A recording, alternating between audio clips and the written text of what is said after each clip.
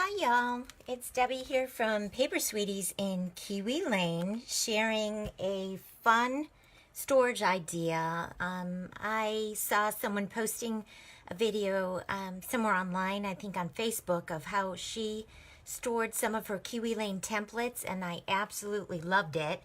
I recently was able to travel to the beach with my best friend, and we took all of our scrapbooking supplies to make it a working vacation.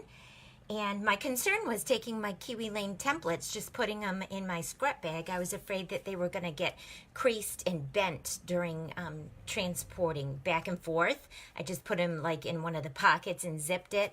They were okay, but I needed to come up with a different storage idea for transporting in the future so they would be protected and not get bent. So I got onto Google and did some searching and kind of found this idea that I loved and modified mine just a little from the original one that I saw to make it work for my personal supply stash here with Kiwi Lane. And I thought I'd share it with you today.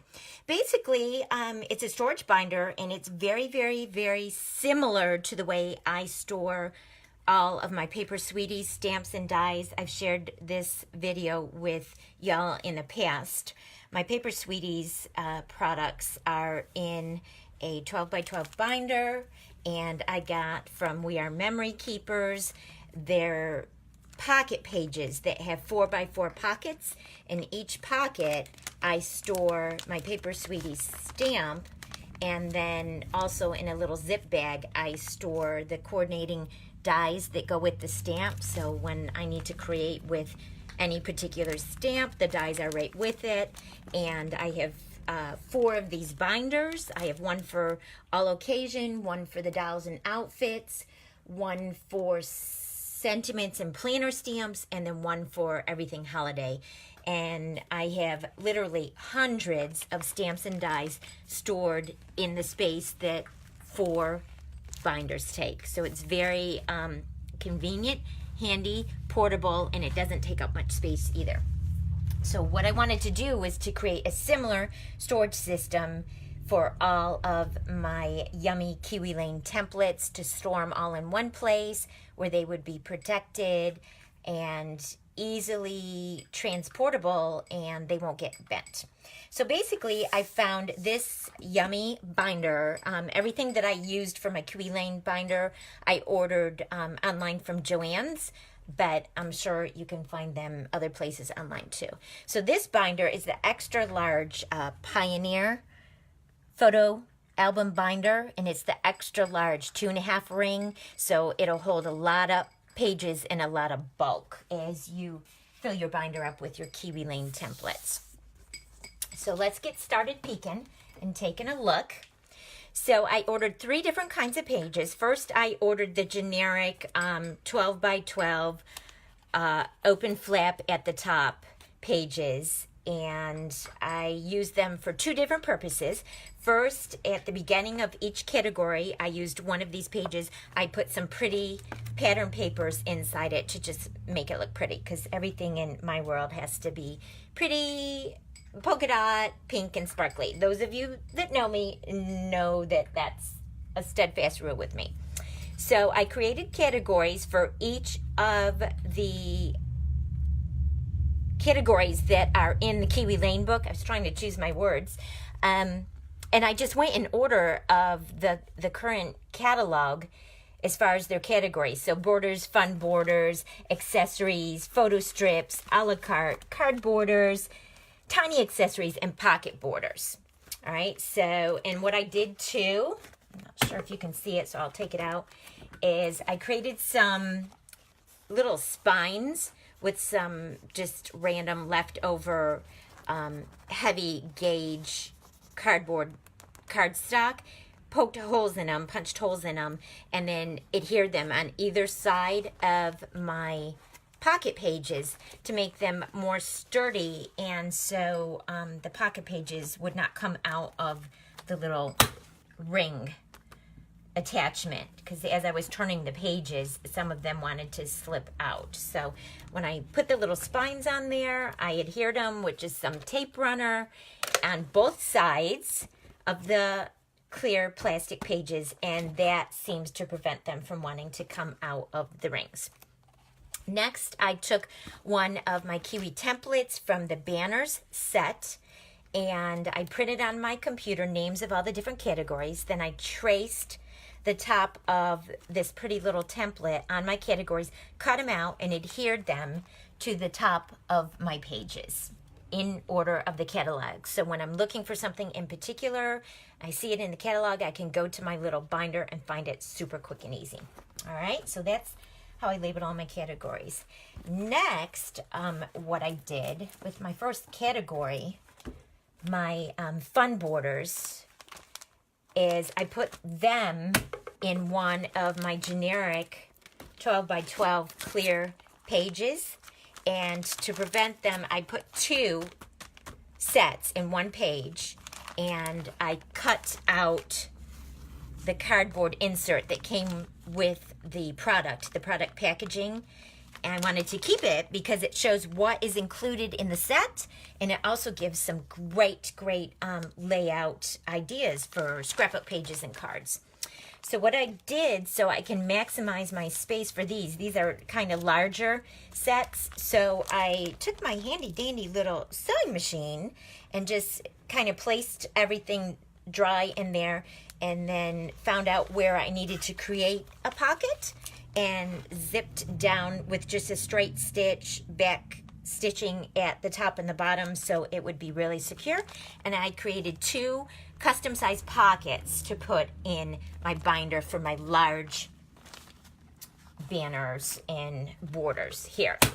And then next, my next page will hold some more of my borders. I only had 1 to put in here so far. My starter kit and first order arrives tomorrow, so I'm looking forward to getting some happy mail and opening that all up. It'll be like Christmas in August, and adding my new sets to my storage binder. So what I can do when I get those new sets, I know I have some more border sets, slim border sets that are coming like this, so I can zip another machine stitching line down here and add 2 more sets to this one page. So that'll be awesome. All right, next is my accessories page. Same thing, just a 12 by 12 plain generic one. Put the pattern paper in on both sides, created a category with this cute little template at the top, put the spines on both sides, and good to go. So this page here, I found that some of my accessories, some of them were 6 by 6 in size, and then some of them were smaller. They were odd sizes or smaller. So what I did on this particular page, this is a page that is from We Are Memory Keepers, and it, actually no, this is a plain one again. And what I did is I went ahead and machine zipped down this way and this way to create 6 by 6 pockets for these particular sets. And then I took my X-Acto knife and very carefully slit from there to there and from there to there to cut through just the top layer. So after I created my machine stitching, I could have an opening for the pocket and slip my sets in there. And what I actually did first is I put the cardboard inserts into the page, and then I machine stitched over them because I didn't, if you can see, I didn't cut with my X-Acto knife all the way to the end because I didn't want it to cut through all the way and have the pieces fall out the side. So I just cut like from about an inch and a half in on each side so I could slip my little Kiwi templates in and out, but the cardboard stays put. So this was really neat. It was a 12 by 12 generic one. I machine stitched this way and this way to create custom 6 by 6 pockets for these size accessory sets. All right, and then next page is, yes, this is a We Are Memory Keepers clear page. So this particular page has 6 different pre-cut pockets on it, and it already has the opening where you can insert things in there. So that's really handy for different size. Like further in my book, I have different size accessories, like tiny accessories, and they fit perfect in those type of pages. So it has 1, 2, 3, 4, 5, 6 different pockets on here, which is cool. All right, and then the next one, I took another 12 by 12 open at the top generic one, and I needed to create another custom one for my lacy trims.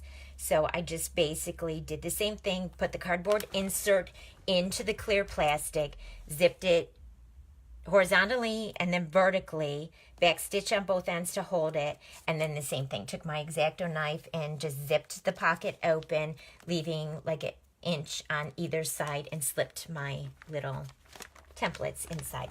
Love it. Love it, love it. All right, next category is photos and strips. Don't have any of those yet. They'll be coming tomorrow. The next one is a la carte, which I love Kiwi's little a la carte little templates and options.